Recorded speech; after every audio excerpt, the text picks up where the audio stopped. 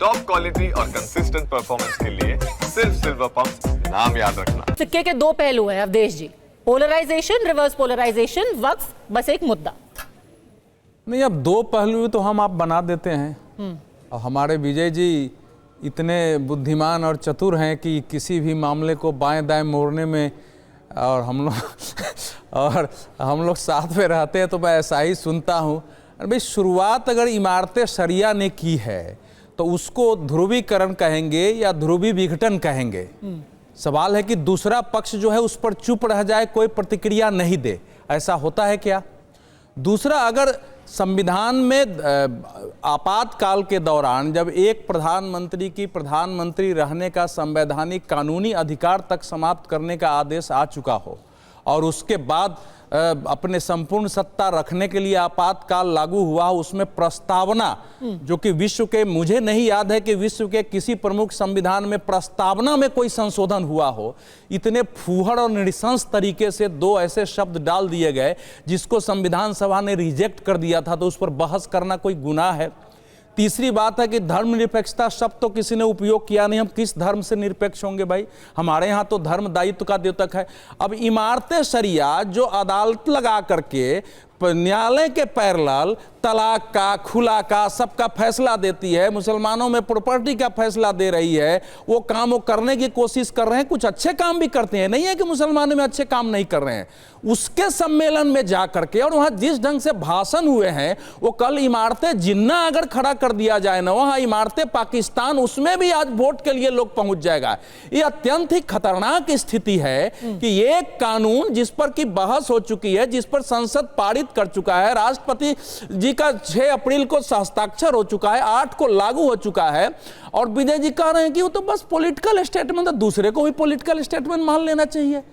तो political statement भी क्या ऐसा दिया जाएगा जो देश में एक पक्ष को आग लगाने के लिए, सरकार को एक समुदाय के विरोधी होने के लिए और एक को समर्थन होने के लिए प्रेरित करे और देश में इस ढंग से सांप्रदायिकता फैले? क्या यह अधिकार किसी को मिलना चाहिए? वो तो कह रहे हैं हम सिर्फ बहस कर रहे हैं, चर्चा तो हो सकती है ना। नहीं, उस जो कानून का फैसला आएगा, अदालत का फैसला आएगा, हम चर्चा कर रहे हैं क्योंकि चुनाव आने वाले हैं। नहीं, वो तो माना ही नहीं। उन्होंने कहा कि पूरे एक भाषण हमने टिका, अगर आप पूरा कार्यक्रम देखेंगे तेजस्वी जी का, वो एक पूरा एक से एक आक्रामक भाषण वहां हो रहे हैं, जिसमें यह है कि देश में आज़ादी के पहले मुसलमानों की ये खराब स्थिति है, मुसलमानों के ये है, मुसलमान, यही बात उसमें हो रही है पूरी सभा में। और किसी नेता ने नहीं कहा कि भाई इस राज्य में तो हमने भी शासन किया है, केंद्र में हमारा भी शासन था, हमने मुसलमानों के लिए कुछ अच्छे भी काम किए हैं। जो मैं जो कहना चाह रहा हूं कि इस देश में मुस्लिम वोटों के लिए, जो मुसलमानों के अंदर भी जो थोड़ा लिबरल लोग हैं, जो थोड़ी अच्छी सही बातें कर सकते हैं, उनकी जगह ये पार्टियां इस समय कांग्रेस से लेकर बाकी INDIA के घटक, उन तत्वों को जो कि एक प्रकार से फंडामेंटलिस्ट फोर्सेस हो सकती है, जो कि कट्टरपंथी है, उनको बढ़ावा देना, क्योंकि उनके कहने से वोट मिलता है, तो उनकी भाषा को वो प्रेजेंट करने की कोशिश करते हैं। ठीक है, डिबेट अब ओपन है। प्रियंका भारती, क्या विघटनकारी ये राजनीति है और क्या देश में एक तरीके से, जैसे अवधेश जी कह रहे हैं, आग लगाने की कोशिश की जा रही है सिर्फ वोटों के लिए, चुनाव के लिए? एक लाइन विजय जी, बस एक लाइन। अवधेश जी की बात बिल्कुल ठीक है, वो पूरी वोटों की पूरी राजनीति हो रही है, लेकिन मैं कंट्राडिक्शंस देख रहा हूं कि जो संविधान से समाजवाद हटाना चाहते हो वो समाजवाद वर्सेस नमाजवाद करते हो, और जो जिन्ना की मजार पे चले गए हो वो इमारत जिन्ना की बात कर रहे हो। ठीक है, प्रियंका भारती, अजय आलोक। चलिए प्रियंका भारती, अजय आलोक, अब डिबेट ओपन है। विजय जी ने तो बढ़िया जवाब दे ही दिया है, लेकिन एक शब्द अभी इस्तेमाल किया था अजय आलोक जी ने, उन्होंने कहा कि ओवैसी तेजस्वी जी के लिए अछूत थे। अछूत बड़ा शब्द आपके दिमाग से निकलता नहीं है अजय जी। वापस मुद्दे पे आ जाइए, वापस मुद्दे पे। प्रियंका जी, फिर से वही डिबेट शुरू हो जाएगी, वापस मुद्दे पे। कहां लेकर के आप जा रहे हैं? नहीं, आप आते हैं जमीनों पर। ये कह रहे थे कि इतना जमीन इन लोगों के पास है, ये तो अजय आलोक जी आंकड़ा नहीं दिए कि भाजपा का पिछले कुछ ही सालों में। प्रियंका जी, मुद्दे पे तो बात कीजिए। 768 कार्यालय खुलने, कहां से जमीन आ रहा है, कहां से आ रहा है? और तेजस्वी पोलराइजेशन की राजनीति पर आपसे सवाल पूछा जा रहा है कि अब ओपनली, खुले तौर पर मुस्लिम वोटों के लिए अब मंच का इस्तेमाल करके कॉल दी जा रही है। ये पोलराइजेशन, रिवर्स पोलराइजेशन आप और बीजेपी कर रहे हैं। जी, वहां पे तेजस्वी जी ने क्या कहा आपने सुना? उन्होंने कहा कि ये देश किसी के बाप का देश नहीं है। यहाँ इसके लिए भगत सिंह से लेकर के अशफाकुल्ला खान ने कुर्बानी दी। ये पोलराइजेशन है क्या? या इतिहास इनको पता नहीं है, व्हाट्सएप से ज्ञान लेकर के आते हैं इसलिए पोलराइजेशन नजर में आता होगा?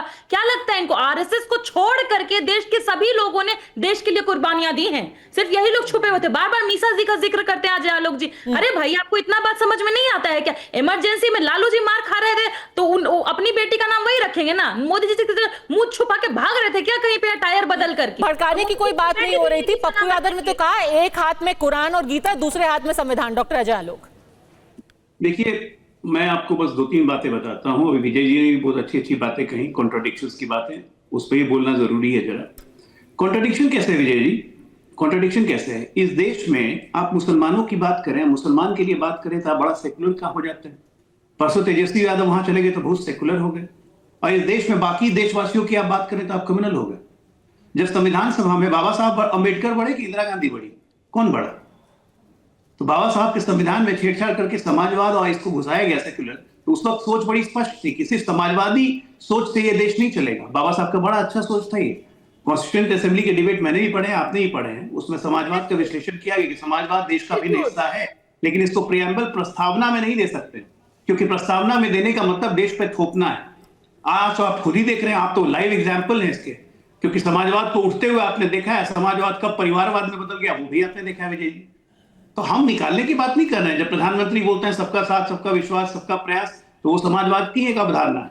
आज 4 करोड़ मकान जो मिले हैं वो समाजवाद के सोच के कारण मिले हैं, लेकिन इसका ये मतलब नहीं कि उसको संविधान में आप घुसा दें। सेकुलर क्या होता है? सेकुलर, आप सेकुलर हैं विजय जी? नहीं है आप सेकुलर। मैं सेकुलर नहीं हूं, हमें से यहाँ बैठा हुआ कोई व्यक्ति सेकुलर नहीं है। सब अपने अपने धर्म को मानते हैं, सेकुलर नहीं है। सेकुलर की परिभाषा हिंदुस्तान में है। प्लीज वापस मुद्दे पर आते हैं। इसको हम डिबेट कर चुके हैं। पंडित जी, मैं बीच में किसी का नहीं बोलता हूं, मैं सिंपली कह रहा हूं कि सबको अपने धर्म में मानते हैं। और भारत सेकुलर इसलिए है क्योंकि यहाँ हिंदू बहुलता है। हम दूसरे धर्मों को इज्जत देते हैं, दूसरे धर्मों के प्रति विकार नहीं रखते हैं, दूसरे धर्मों से अपने यहाँ फोर्सेबल कन्वर्शन नहीं करवाते हैं।